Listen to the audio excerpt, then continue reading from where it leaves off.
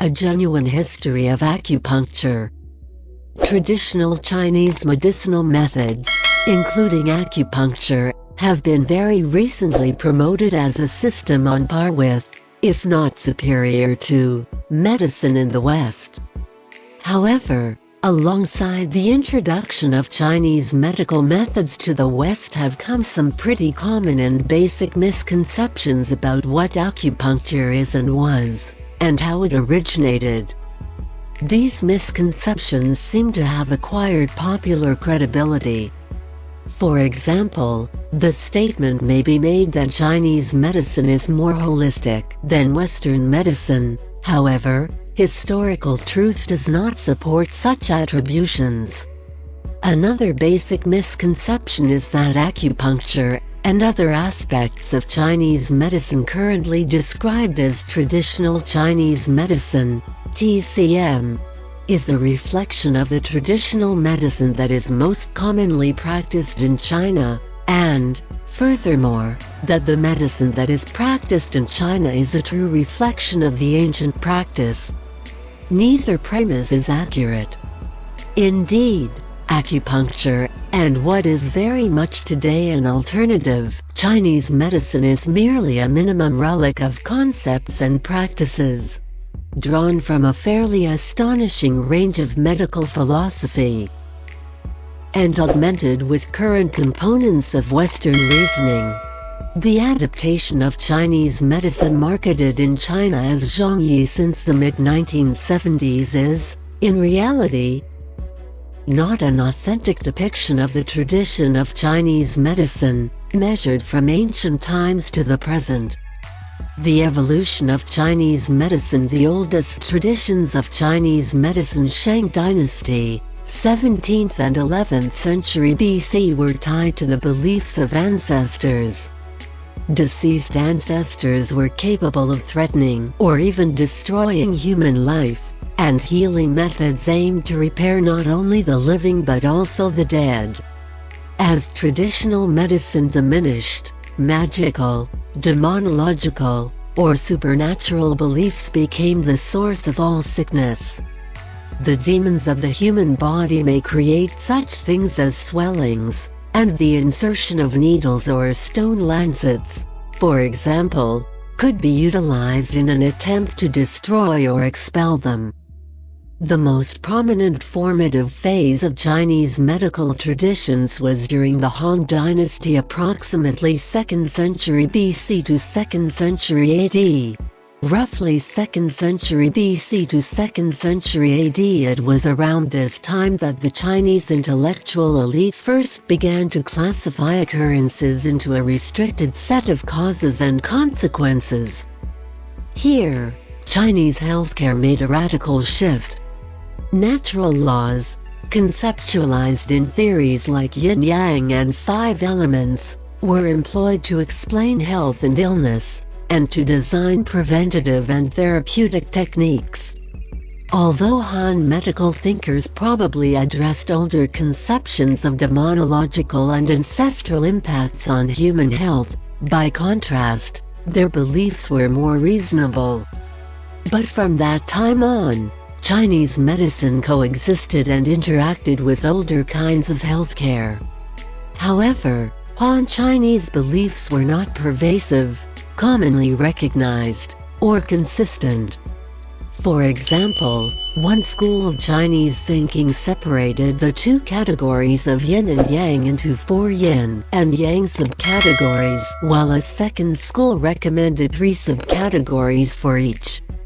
Both of these schools of thought, albeit conflicting, seem to have concurred in their rejection of the 5 phases notion that is crucial to other Chinese philosophies. The Chinese obviously never made any effort to address such discrepancies. This has resulted in several factions within the area of traditional Chinese medicine and even more within the sphere of what eventually became acupuncture. Over time, 2 independent traditions of medical writing evolved in post-Han China. Pharmaceutical and prescription literature was generated and implemented without regard to what has been termed as notions of systematic correspondence. In contrast, the needling and moxicowdery literature that arose extended such notions. In this literature, as conceptions of systematic connection gained prevalent, anatomy and physiology tended to become less relevant and more metaphorical. As a consequence, in the history of Chinese medicine, rather than going from a decent, if partial, understanding of the body to a more comprehensive one by methodical dissection, the medical authors proceed in the other direction, under the spell of the cosmologists, to a less accurate picture. Although attempts to merge the pharmacological and needling traditions were undertaken, notably in the 12th, 15th centuries, such efforts were never effective. Another crucial aspect of the development of acupuncture and TCM has been the idea of qi. However, the notion of invisible, vapor-like agents that are responsible for preserving life and health is not distinctively Chinese. Rather, it is one of the core principles of traditional medicine of practically every culture. For example, the Greek doctors Praxagoras and Erasistratus hypothesized that arteries transmitted the vital force pneuma and not blood. This and other parallels have led to conjecture that much of Chinese medicine may simply be an adaptation of Greek medicine, and, in view of the exchanges that happened between China and the West in Han times, such thinking is not unjustified. What can be claimed is that the passage of qi inside channels is a very ancient, but not widely acknowledged, idea. Nevertheless, acupuncture and Chinese medicine, as understood by Western authors, at least offer to cure the energy issue inside the individual's own body. In truth, the ancient meaning of the term qi has little resemblance to Western ideas of energy. However, by translating qi as energy, and by explaining sickness in terms of energetic disturbances, the newly formed Chinese medicine has acquired legitimacy. This plausibility, however, emerges out of conceptual adaptation to Western worries, not because of the historical actuality of Chinese thought. Acupuncture in China. The history of acupuncture is pretty well known, but over a rather uneven period. Assertions that acupuncture is many thousands of years old are doubtful. No archaeological nor historical evidence shows acupuncture was practiced in China prior to the mid-2nd century BC at the oldest, and those claims are up for controversy. Indeed, precisely when acupuncture may be considered to have originated in China relies on two things: the readiness to accept the early dates of historical writings, and 2. the meaning of needling. If the use of any form of the piercing device needling is termed acupuncture, then acupuncture originated early in China, but also in contemporaneous societies, who also utilized bleeding and cautery at places on the human body. The oldest archaeological discovery, from the 1970s, is 4 gold and 5 silver needles, found in the tomb of Han Dynasty Prince Liu Sheng 154 BC, 113 BC in Hebei Province. Since these items were discovered in combination with other therapeutic tools, they may have been utilized in therapeutic needling of some type. However, the specific nature of this needling is unknown, and it may not have been employed for reasons that we think of today as acupuncture, for example. According to the Chinese classic medical literature Huang Dai Nei Jing, needles were also used to extract water from joints or to lance abscesses. The oldest Chinese medical literature known today was found at the Mawangdui burials, sealed in 168 BC, and the Zhongjiashan burial site closed between 186 and 156 BC. These manuscripts include the earliest descriptions of mythical channels that were related to diagnosis and therapy. However, in these works, therapeutic procedures, or needling, are never discussed. The oldest literary mention of any type of therapeutic needling is found in a historical, rather than a medical, work, the Shiji, Records of the Historian, of Saimakan. Written 90 BC, the Shiji describes one incident of needling in the writings, but that needling was not coupled with a system of insertion sites or with the basic system of conduits detailed in later centuries, whose key flow may be altered by such needling. Indeed, the myth of resuscitating a dead prince with a needle implanted in the back of his skull may, in reality, only represents the lancing of a boil or abscess. The classic work Huang Dainei Jing presented the practice and theoretical foundations of what obviously became human acupuncture and the historical meaning, that is, the manipulation of qi flowing in vessels or conduits by means of needling, that is, the manipulation of qi flowing in vesseling. The book, which today encompasses 3 unique redactions, is built up from literary bits by many writers writing in various eras. Although it is not clear when individual pieces were written or included in the larger textual tradition, the main content of the book dates from later centuries, and the earliest recoverable versions date to between the 5th and 8th centuries AD. Although the Han Dynasty origins are claimed for the Huang Dainei Jing, they are based on dubious bibliographical references that may or may not have anything to do with existing versions of the text.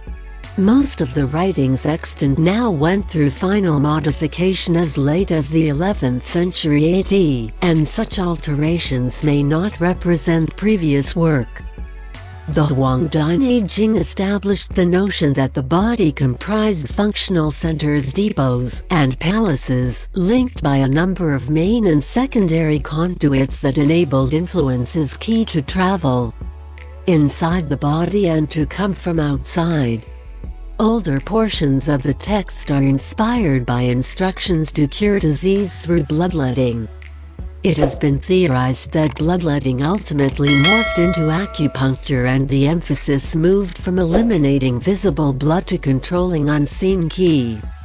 Interestingly, the book primarily overlooks precise skin sites at which needles may be put.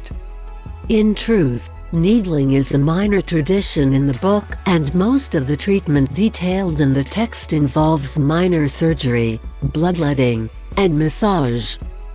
Subsequently, presumably in Song times, AD 960, 1279, acupuncture, or at least a prototype thereof, became progressively systematized, as illustrated by the work of Wang Wei in conjunction with his acupuncture bronze figure. Later, further notions of systematic correspondence were combined with acupuncture. The last phase, taking place no earlier than the late Qing period AD 1644-1911, was the creation of fine steel needles. Still, throughout Chinese history, acupuncture was a small practice, and only in the past few decades has it become a dominating tradition, even to the near exclusion of Chinese herbal medicine, which was, traditionally, far more significant. Doubts concerning the effectiveness of needling treatment develop early. Repeated quotations stating that if one does not believe in needling, one should not employ it, exist throughout Han period works. Subsequently, for unexplained reasons, needling lost most of its attractiveness by the middle of the second millennium. By at least 1757, The loss of acupuncture tradition was regretted, and it was observed that the acupuncture sites, channels, and methods in use at the time were considerably different from those detailed in the ancient scriptures. Eventually, the Chinese and other Eastern civilizations made efforts to attempt to abolish the practice completely. In an effort to modernize medicine, the Chinese government sought to outlaw acupuncture for the first of multiple occasions in 1822, when the Qing administration banned the teaching of acupuncture and moxicoutery in the Taiyuan. The Japanese formally abolished the practice in 1876. By the 1911 revolution, acupuncture was no longer a topic for examination at the Chinese Imperial Medical Academy. During the Great Leap Forward of the 1950s and the Cultural Revolution of the 1960s, Chairman Mao Zedong promoted acupuncture and traditional medical techniques as pragmatic solutions to providing healthcare to a vast population that was terribly undersupplied with doctors, and as a superior alternative to decadent imperialist practices, even though Mao apparently eschewed such therapies for his own personal health. Here they remained until unearthed in the most recent surge of interest in Chinese medical methods, dating from U.S. President Richard Nixon's 1972 visit to the People's Republic of China, which ended almost a quarter-century of China's isolation from the USA. Acupuncture in the West. Chinese medicine was first described in Western literature as early as the 13th century AD in the Travels of William of Rubruck, but the Western world became aware of needling a few centuries later. In the late 16th century, a few stray manuals, presently housed by the Escorial in Madrid, Spain, had reached Europe. Accounts of real practice quickly emerged, some fairly detailed. It entered the USA slightly later. It has since been rejected, forgotten, and rediscovered again in at least 4 major waves, including the current one. For a period, acupuncture became very well established in areas of Europe, notably in France and Germany, concurrent with Chinese efforts to outlaw the practice, concurrent with Chinese attempts to ban the practice. Several renowned French physicians embraced acupuncture in the 18th and 19th centuries, but other equally distinguished doctors were not pleased, accusing proponents of raising a foolish theory from well-deserved obscurity. 19th century England also had a short period of popularity for acupuncture. One 1821 journal observed that acupuncture consisted of inserting a needle into the muscular regions of the body, to the depth, occasionally, of an inch. However, by 1829 the editor of the Medico-Chirurgical Review was able to write, "A short while ago the town rang with acupuncture, everyone spoke of it, everyone was healing incurable ailments with it. But today scarcely a word is uttered concerning the subject." Georges Sully de Morand, a French diplomat living in China who got attracted to acupuncture as a therapy for cholera and later published his important book L'acupuncture chinoise in 1939, sparked the first of the 20th century waves of interest in acupuncture. Sully de Morand was key in constructing the myth of acupuncture, for example introducing the word meridian, now frequently used in Western acupuncture literature, to indicate pathways along which qi travels, although there is, regrettably, no direct counterpart in Chinese literature. In the USA, acupuncture experienced a short period of popularity during the first half of the 19th century, notably among doctors in the Philadelphia region. In 1826, 3 local doctors started tests with acupuncture as a potential technique for resuscitating drowned individuals. based on reports by European experimenters that they had successfully resurrected drowning kittens by putting acupuncture needles into their hearts. Those same doctors were unable to reproduce their accomplishments and later gave up in disgust. The 1829 edition of Tavernier's Elements of Operative Surgery has 3 chapters on how and when one may conduct not just acupuncture but also electroacupuncturation. Publications promoting the method emerged on occasion throughout the following 20 years.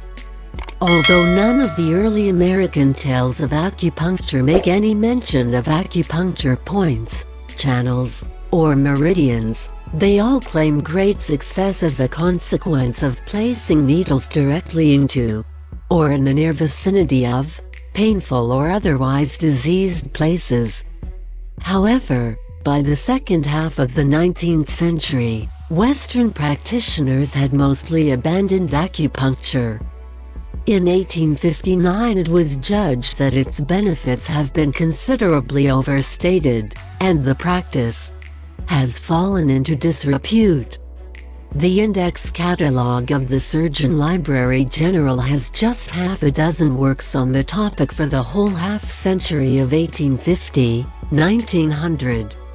The 1913 edition of Webster's Unabridged Dictionary describes acupuncture only as the insertion of needles into the living tissues for remedial purposes, and acupressure, another modern transmogrification, as a mode of arresting hemorrhage resulting from wounds or surgical operations, by passing under the divided vessel a needle, the ends of which are left exposed externally on the cutaneous surface. Conclusions. 20th century researchers have conceptualized a trial and error pattern of evolution wherein information was collectively amassed into a medical system. One interpretation has been that, over time, crude stone lancets were replaced with tiny metal needles, and acupuncture sites and channels were standardized, leading to a new era of medical expertise. However, there are currently many questions regarding the existence of a trial and error system, as well as the assumption that needling, as described in medieval Chinese medical writings, represents today's acupuncture. Indeed, notwithstanding antecedent concepts and practices, contemporary acupuncture, which includes innovative varieties such as electroacupuncture, may never have existed in ancient China in anything like the manner in which it is performed today. Notes: systematic correspondences followed a system of magic correspondences in history. In magic correspondences, the Chinese sought to organize the universe in terms of intricate sympathetic magic. For example, the ancient Chinese saw a walnut and envisioned an open brain. They do look alike. Hence people in antiquity concluded that they must be linked. To expand the correlation, it may also be suggested that if one were to consume walnuts, the brain would be enhanced. Magic correspondence has numerous elements. Nevertheless, the key idea is that the universe was considered as a composite of innumerable independent, that is mutually unconnected pairs of correspondences. In early Han times came the big conceptual jump. All world occurrences, tangible or not, were connected via a system of correspondences. In this approach, any occurrences might be impacted by changes elsewhere in the system. The body and its functions were, of course, also part of the systematic correspondences. The medicine of systematic correspondences was, as a result, constructed on this form of organization of the universe. All emotions, all functions, and all morphological entities are regarded as part of the wider encompassing universe of systematic correspondences. The organism in all its functions and morphological components is related to the seasons, the surrounding physical environment, etc. To disregard this system may result in sickness. For example, if in winter one acts as one should in summer, negative things could ensue. B. Title: Huangdai Neijing has been the subject of various English translations. The material, which is really 3 independent volumes, may be translated in numerous ways. Some disagreement regarding the title seems to arise from a mistranslation by Dr. Alzavith, who, in her translation of the book, proposed that the title be translated as The Yellow Emperor's Classic of Internal Medicine. However, the term merely means the inner classic of Huangdai. Huangdai is the name of the fabled Yellow Emperor, originally a deity of the yellow springs of Hades, therefore his hue. He is also sometimes referred to as the Yellow Thirch equals God ruler. The inner Chinese name signifies an inner or esoteric tradition transferred from master to pupil, as opposed to an outer tradition for public consumption. The Chinese term Jing signifies canon or classic. Accordingly, any translation referring to this material as being relevant to internal medicine is absolutely erroneous.